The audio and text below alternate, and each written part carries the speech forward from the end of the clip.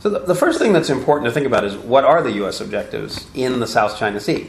And I think basically they're not really to determine who owns what or any of that sort of thing. It's just to ensure that there's no conflict over these disputed rocks and shoals and underwater features, and that the free flow of goods and commerce and transit remain uninterrupted. That includes, for the United States, for commercial as well as government, official, military traffic, all these sorts of things. And so the United States wants to continue to be able to freely fly and sail, and wants all other nations to be able to freely fly and sail through the South China Sea, completely unimpeded.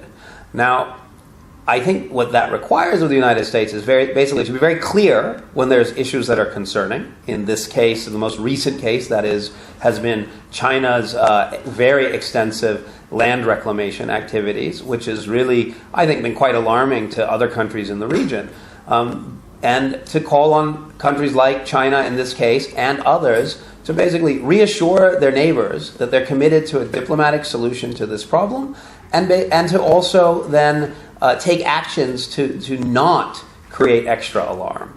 Now, for the United States to do this without, basically what people say is provoking a response from China, that's a little bit hard to gauge. As long as the United States stays true to the facts, just points out in a dispassionate way what's actually going on, and calls on everyone to use negotiations and diplomacy to resolve any disputes here, I don't think a reaction from China will be very reasonable. And I think if China overreacts, that will be seen as such and will be pushed back by the region.